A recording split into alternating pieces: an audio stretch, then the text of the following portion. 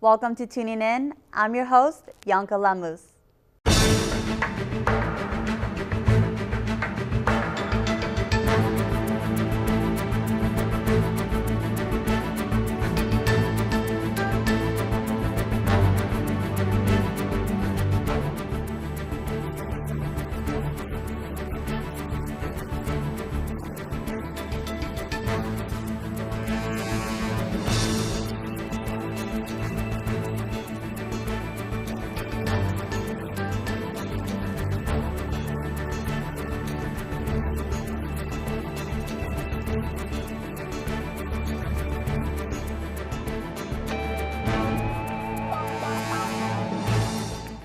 Student government and student unions are an essential part of how university students are represented at CSULB.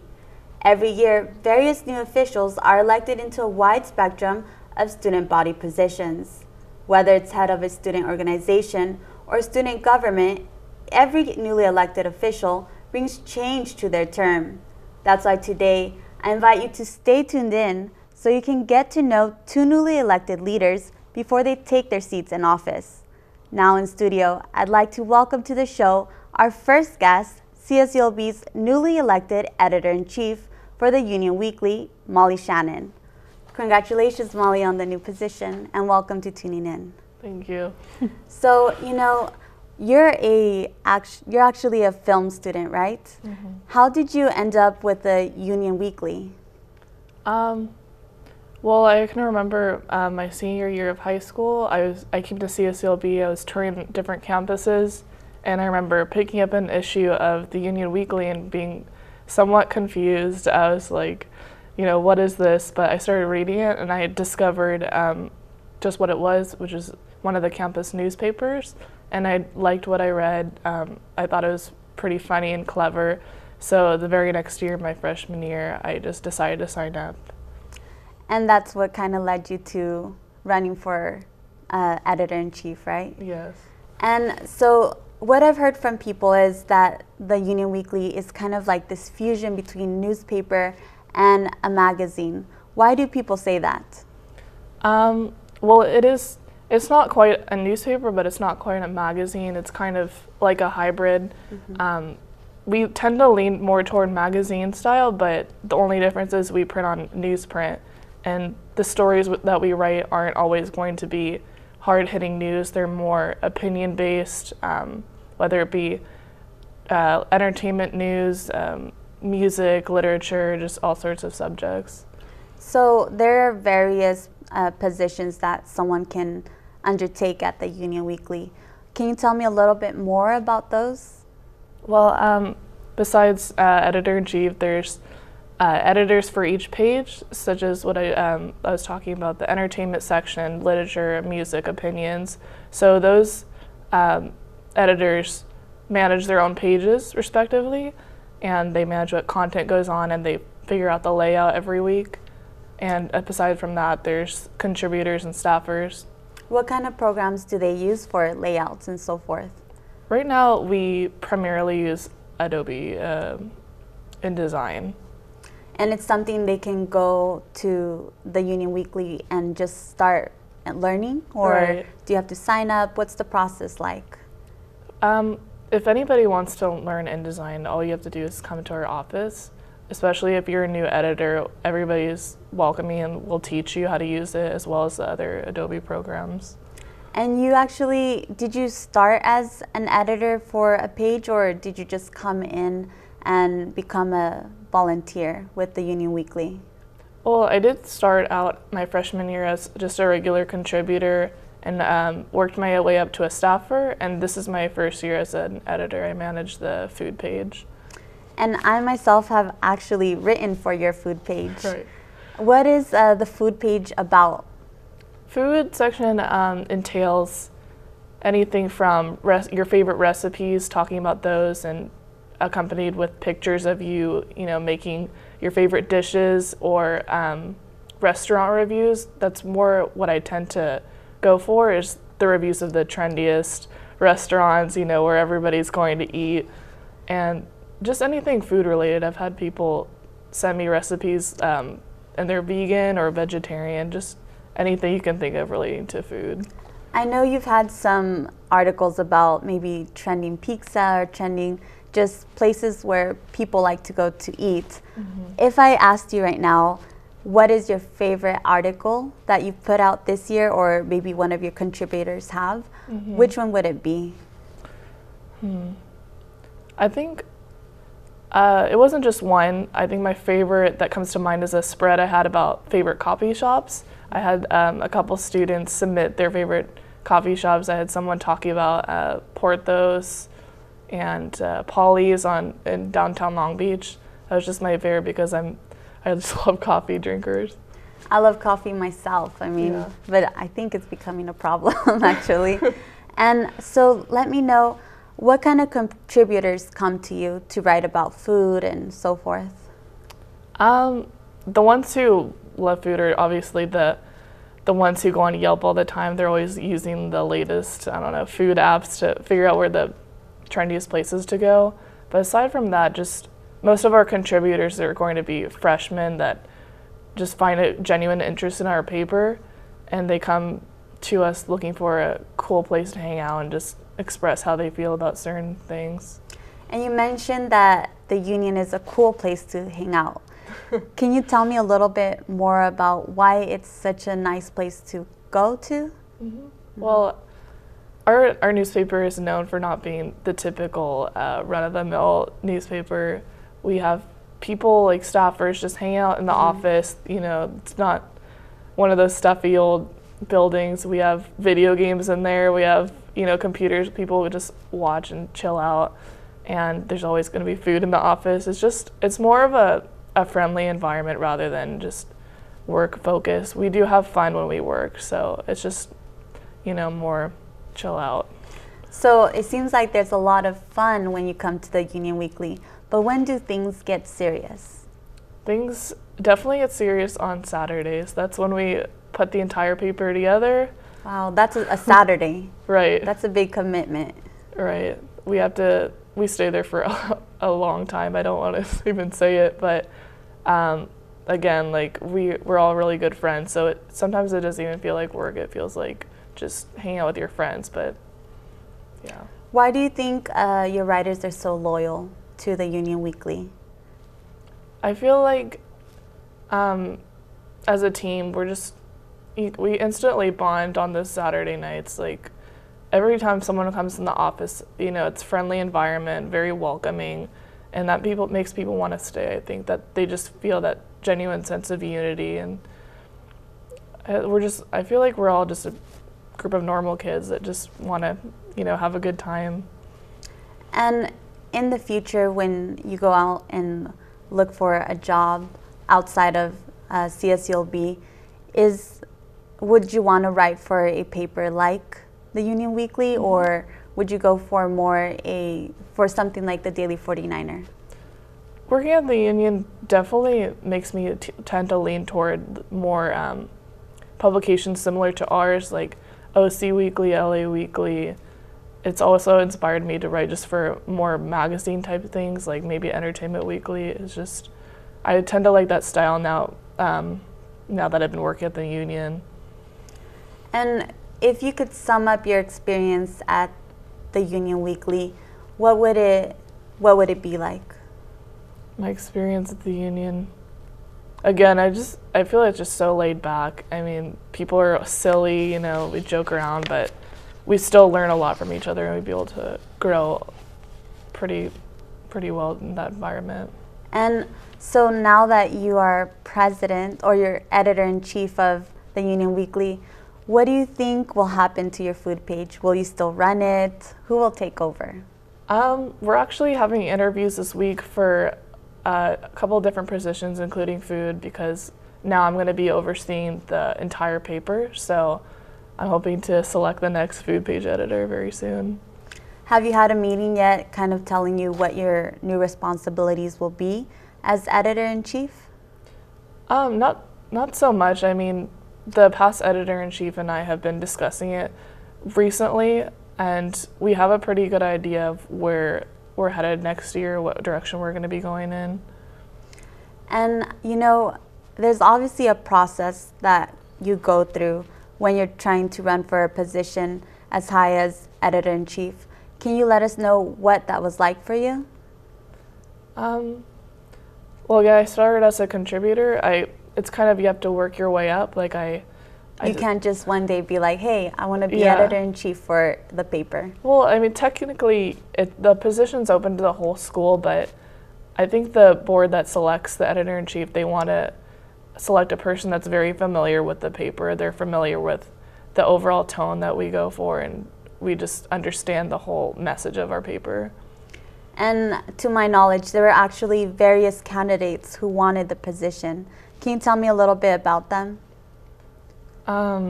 Yeah, the other candidates were a friend of mine, the culture editor, Alfred, and music editor, Michael. They're really nice people. They're very hardworking. And how would you compare the other candidates to yourself?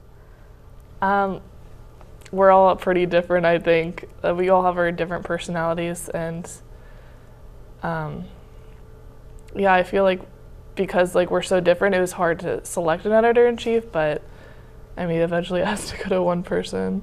How long did that process take, the committee? The process, it was about a week. We had the interview, and we heard from them not very too far after. And what inspired you to actually run for the position and be like, you know what, I can take on this role? I just always been really passionate about the union ever since I was, even before I was actually a student here. I was in high school. I just loved the paper. I thought it was so clever and just really different from anything else I'd ever seen. So I just felt like being involved with it so long, I could do a good job of leading it next year. You sound like a born leader, Molly. So what are the goals that you're setting for yourself for the next year? Well, next year I hope to definitely include more events in our paper. I want students to be able to hear about all the different kinds of activities going on campus, as well as I want to collaborate a little bit more with the different media groups such as College Beat Productions and K-Beach. I think it'd be a really interesting aspect if we all kind of work together. And let me ask you, where were you when you got that phone call or that email that you were editor-in-chief for the paper? I got the phone call. I think I was waiting for the shuttle over by Macintosh, and it was Rose, the editor-in-chief, that told me, and she just sounded very excited, and I was excited as well. And now that you're going to have summer and fall is coming, are you excited to take that position? I'm so excited now. I'm just going to work. I'm going to work a lot during the summer, but overall I think it'll be, for the best. I think it'll make for a great year next year. So can I expect a full page of just about food next semester? Oh, it's definitely possible. I mean, in the past, just this year, we've had features about different food things. We had a food challenge issue, so it's definitely probably possible. It's in the works. It's in the works, yeah. Well, Molly, thank you very much for being here, and once again, congratulations on the newly elected position. Thank you. When we come back, we have the highest elected official in student government, newly elected ASI President Joseph Phillips, here on Tuning In. There's a world of opportunity available through the College of Continuing and Professional Education at Cal State Long Beach. Does your career involve legal work, law enforcement, fraud investigation, or crime scene analysis? You can increase your skill level and enhance your career by enrolling in the Basic Applied Forensic Science and Crime Analysis Certificate Program. For more information, contact the College of Continuing and Professional Education at Cal State Long Beach. Welcome back to the show. Now in studio, we're honored to be speaking with the Chief of Staff and newly elected ASI President, Joseph Phillips. Welcome to the show, Joseph. Thank you, Bianca. So what is it like to be president of ASI now? It's a really weird feeling, but I love it. Yeah. And you haven't taken the position yet, right? No, I come in June 1st. All right. And what kind of duties are expected of you once you take the position? Well, president, first off, it's the figurehead of the company. Chief negotiator to outside organizations. We also go to many meetings during the day, so I'll be booked like today, like 5 meetings back to back to back. We also sit on boards that delegate student resources such as grant money, research grants. And with your vice president, how will you share what the duties are? We worked out this plan that with our campaign promises and what we want to do over the next year, that we kind of go half and half on a lot of these ideas, because if I were to try to do everything, I wouldn't be able to do anything at all. And the position sounds like it's a bit demanding, right? Yes, every day. Yeah? Yeah. How do you plan to juggle that into your schedule? So right now I'm the chief of staff to the president, and so far it hasn't been a problem. And it's an executive level position, so I expect it to be sort of like what I'm doing right now, just a little bit more added difficulty. It's not that bad. And what can you say maybe would be the different flair that you would bring into the position than the previous presidents? Different flair. For the first time ever, our political team ran as a slate of 13. This has never been done on campus. And what part of our big thing is empowering all the different communities that are on our campus. And how is that difference important? Because from my own experience, that you don't really get involved in leadership unless somebody actually reaches out and brings you in, because sometimes people need to be told that they have the potential before they realize it. So it's kind of good that you had already been involved with ASI, right? Mm-hmm.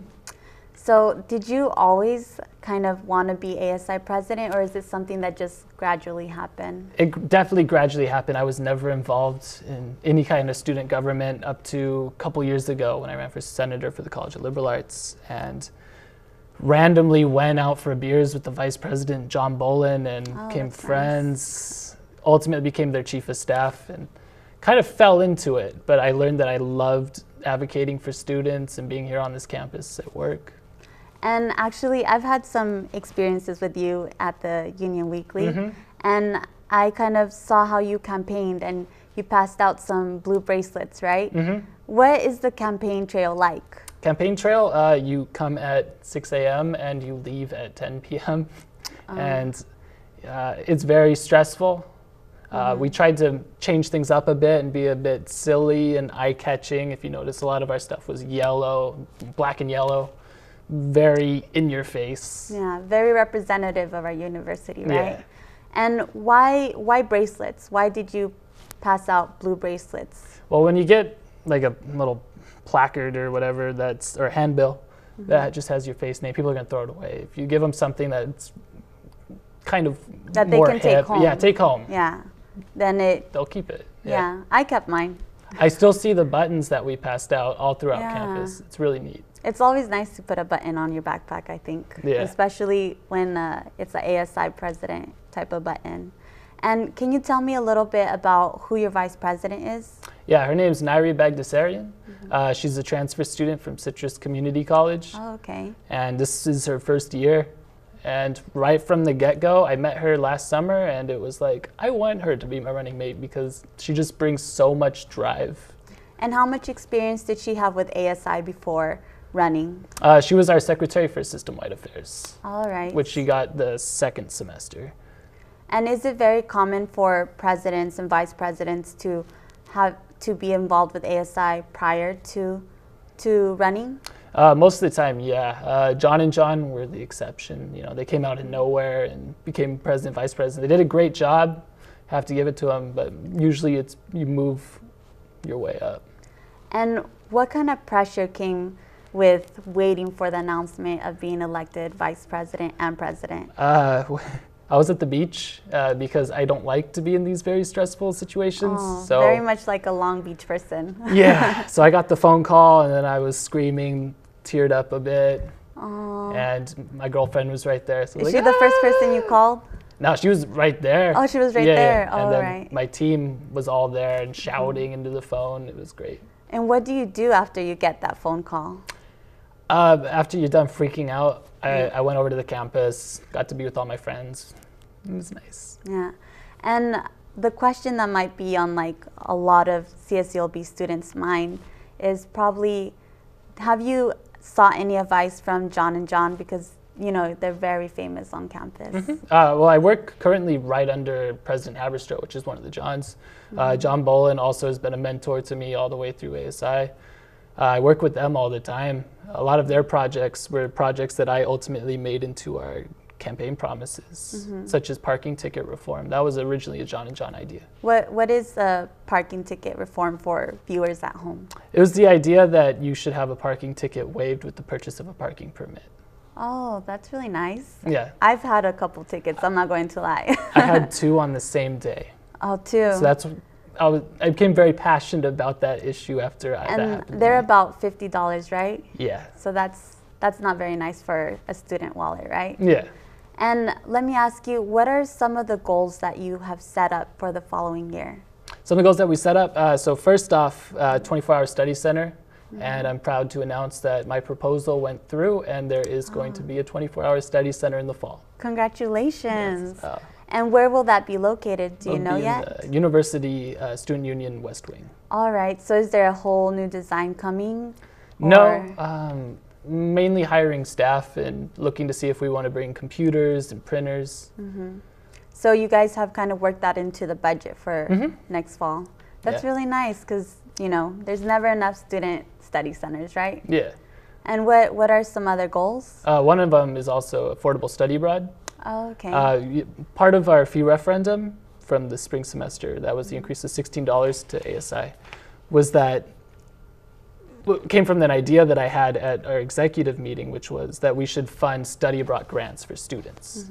And so next year we'll be seeing about $50,000 for grants that students can get to go do study abroad.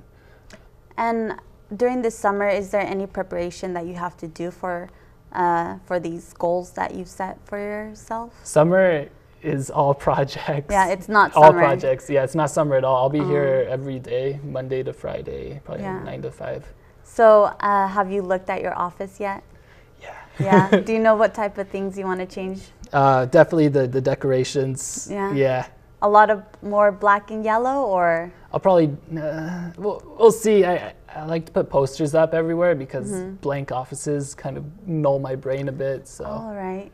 Yeah. And are you going to make it look a little bit more like the beach where you got that phone call? Oh, yeah. No, we have a joke about that. Yeah. We have these decorations in our closet that's like tiki heads and everything. Okay, very fun. Yeah. Very kind of chill.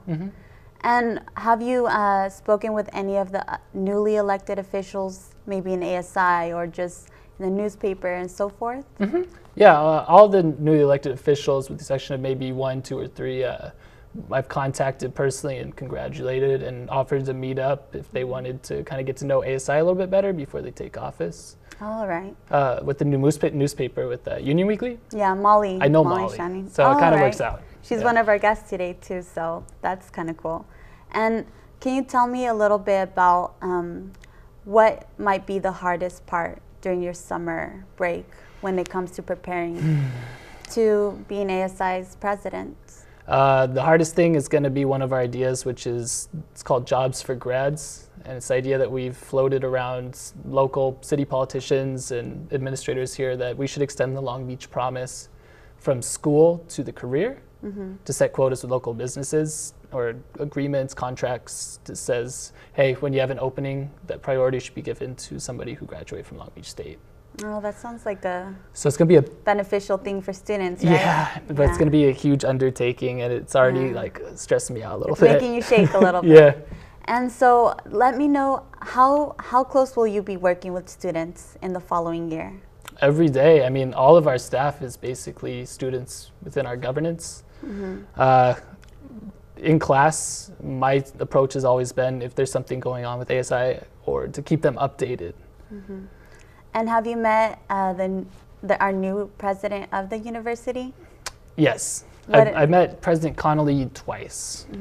And what was that like for you? I'm excited. Yeah? She seems to be a really good person.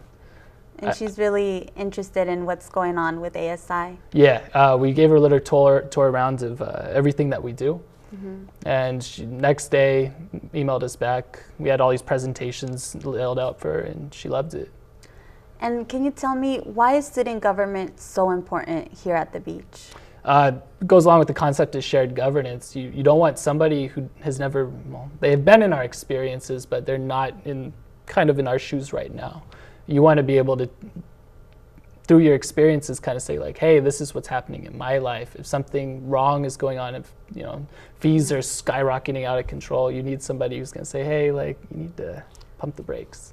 And that's why you took the position, right? Mm-hmm. And what about students who might want to be ASI president someday? What is your advice to that person? Just do it. Just do it. Yeah, come talk to me. Will you be saying the same thing this time next year? Next year? Oh, I'm done. Yeah? No, this is my last year. I'm graduating, I'm done. And how special has your experience been here at the beach? I've loved it. This is going to be my 6th year. And I was a transfer student. Yeah. And everybody's been super friendly. I've made all of my networking connections here. And I owe everything to this university. I'm really pleased with it. What are your plans after you leave our university? Oh, heck. It's a loaded question. It's a loaded question. Yeah. I always tell people I like writing. You know, I'm a young dad. I have a 2-year-old. I'd always love to kind of share my experience of what it was like being a dad at the age of 20 and kind of use that as inspiration for people in the same boat as I was. That sounds kind of like a Hollywood type of movie I to know. me. I mean, it's just next door, so maybe you'll find a job there, right? Yeah. And you might even be able to use their studio for that type of story. So, we're running out of time, so I just want to ask you one more thing. What is the biggest hope you have for your position as ASI president? I just hope we're able to do everything that we can and said that we would do. We promised the Long Beach Music Festival. It fell through this year, but we really, really want to come through on our promises. And part of showing good faith that we mean that was why starting this term, we're not even in office yet, we had already nailed down the 24-hour study center. Yeah. So, that sounds great. And I just want to congratulate you on your new position. And there you have it, the new faces of student government here at the beach. I hope you enjoyed the show, and once again, thank you for tuning in.